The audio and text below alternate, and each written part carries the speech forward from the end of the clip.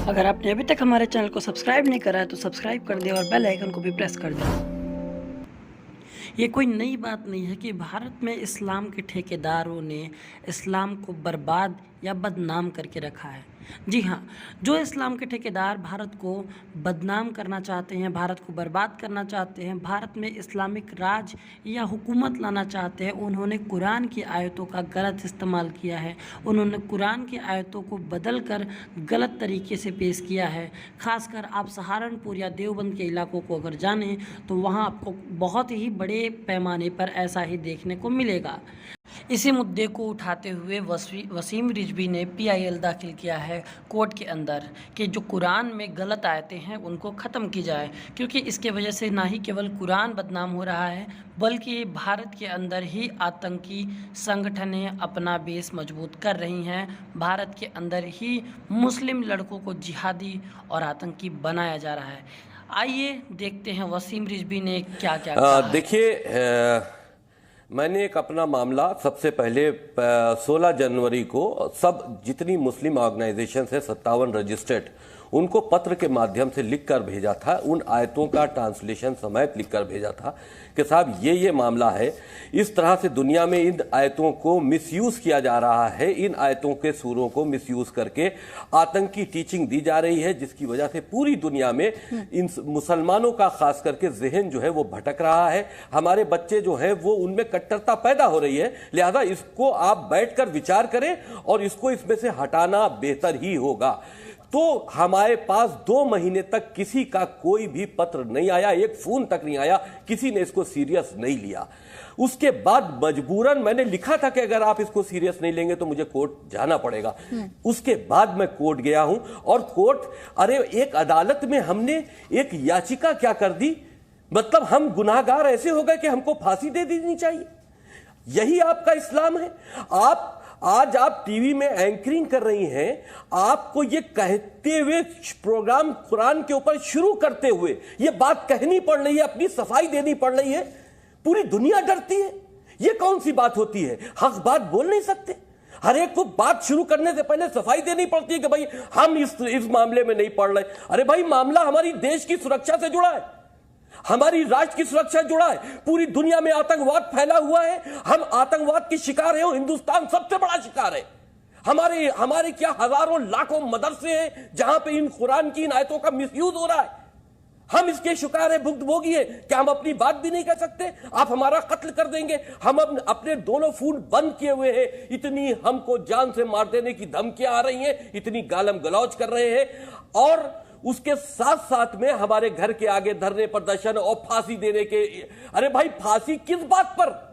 अरे हम अदालत ही तो गए, आप अदालत में आओ, अपना सामना करो। आपने कहा कि कुछ आयतों का हम जिक्र कर दें। देखिए, मैंने जो बातें कही हैं, देखिए कुरान पाक, ये बात लोगों का समझना बहुत जरूरी है कि कुरान पाक सीधे अल्लाह के दरवाजे से नहीं आया। हमारे रसूल जब जिंदा थे, उन्हीं के जमाने में कुरान पाक की आयतें उनके जरिए आती रही। जब तक वो जिंदा रहे वो आती रही। वो लोगों को, जिब्रील जो लेके आते थे, वो लोगों को बांटते गए, बताते गए कि अल्लाह ने ये कहा, अल्लाह ने ये कहा, ये कहा। उस वक्त कुरान मजीद लिखा नहीं गया, किसी तारीख में नहीं लिखा है कि उस वक्त कुरान मजीद लिखा गया। उसके बाद जब रसूल इस दुनिया से चले गए तो पहले और दूसरे खलीफा ने, बुखारी में लिखा है हदीस नंबर 303, हदीस नंबर 5003 और 5004 को आप पढ़ लीजिएगा। उसमें लिखा है कि दो खलीफाओं ने, हजरत जो उमर थे और जो अबू बकर थे, इन दोनों ने मिलकर यह तय किया कि इसको जमा किया जाए। और उसमें यह भी लिखा है कि सिर्फ 4 लोग इस कुरान मजीद को जानते थे रसूल के बाद। तो उन 4 में से एक आदमी को चुना गया और उनसे यह कहा गया आप कुरान मजीद लिखो। और कुरान मजीद लिखने के बाद वो पत्थर से लिखा गया। पहले खलीफा और दूसरे खलीफा के दौर में चला, लेकिन तीसरे खलीफा के दौर में फिर कुरान को लेकर विवाद हुआ। लोग नए कुरान लोग पढ़ रहे थे, तो तीसरे खलीफा ने उसको, जो रसूल की चौथी वाइफ थी, उनके से वो कुरान मजीद मंगवाया और उसकी नकल कराकर उसको जारी कर दिया और कह दिया सारे कुरान जला दो। तो सबसे पहले कुरान जलाने वाले तो तीसरे खलीफा अबू उस्मान थे।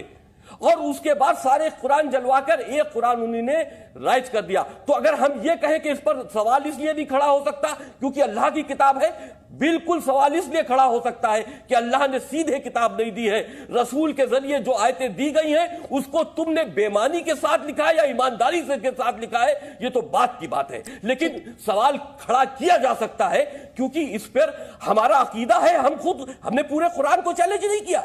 قرآن کے اندر بہت سی ایسی باتیں ہیں کہ جو انسانیت کے فیور میں, جو انسانیت کے خلاف ہے. میں ترجمہ آپ کو بتا رہا ہوں, آپ نے کہا مجھے, میں یہاں تلاوت کرنے نہیں بیٹھا, میں آپ کو ترجمہ بتا رہا ہوں تاکہ لوگ سمجھ لیں.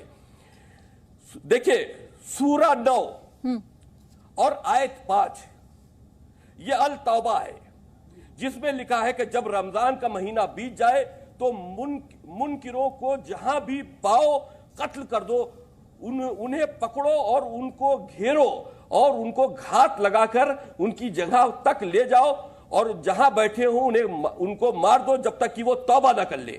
یہ سورہ ہو گیا. اب دیکھیے یہ سورہ 9 التوبہ آیت 123.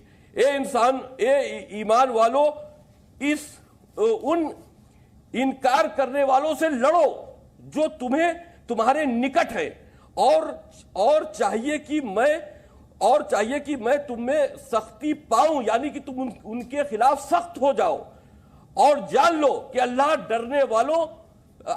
جو ہے ڈرنے والوں کے ساتھ میں ہے.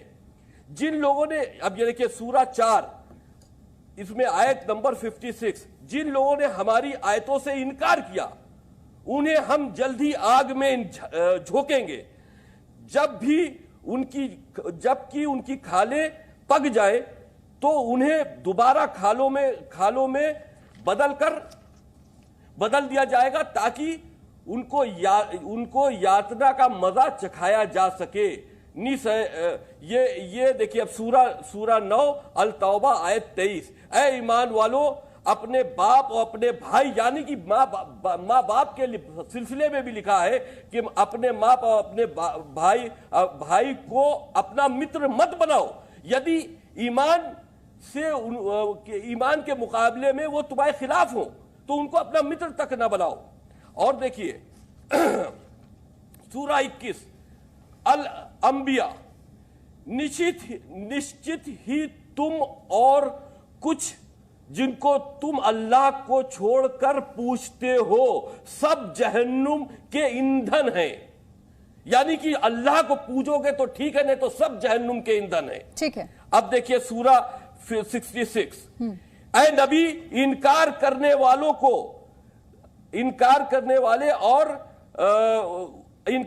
والوں سے جہاد کرو اور ان کے ساتھ سختی سے پیش آؤ, ان کے ٹھکانے جہنم ہیں. اس طرح کی جو آیتیں ہیں اسی سے تو جہاد پھیل رہا ہے. اب قرآن کی اچھی آیتیں بھی ہیں.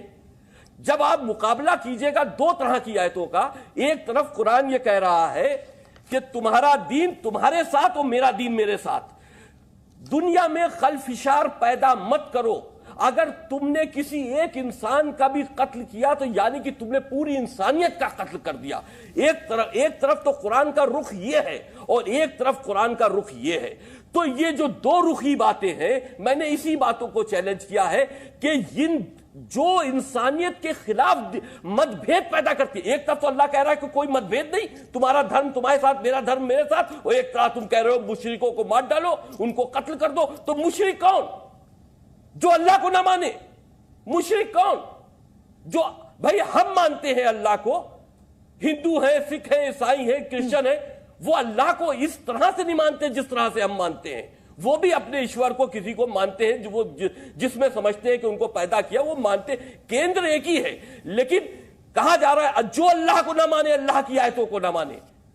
تو آپ اگر اس طرح کا ظلم و زیادتی مدرسوں میں بچوں کو پڑھاؤ گے تو کس طرح سے اس ماحول کو آپ سدھارو گے؟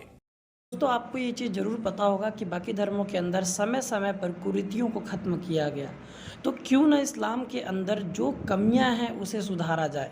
वसीम रिजवी का बस इतना कहना है कि जहां एक तरफ कुरान हमें अच्छी सीख देती है, वहीं दूसरी तरफ कुरान के अंदर जो बातें एक दूसरे का कत्ल करने की है वो आई कहां से, और अगर आई हैं तो उसका खात्मा क्यों नहीं किया जा रहा, क्यों नहीं उन्हें ख़त्म किया जा रहा, क्यों नहीं उन्हें बदला जा रहा है। अगर वो हमारे समाज को क्षति पहुँचा रही है, हमारे बच्चों को, हमारे समाज में रहने वाले मुस्लिम लड़कों को आतंकी बना रही है, तो आप इस विषय में क्या राय रखते हैं कमेंट करके ज़रूर बताएं। और हाँ, वो सब्सक्राइब वाला बटन ज़रूर दबाएं और साथ ही साथ बेल आइकन को भी प्रेस करें।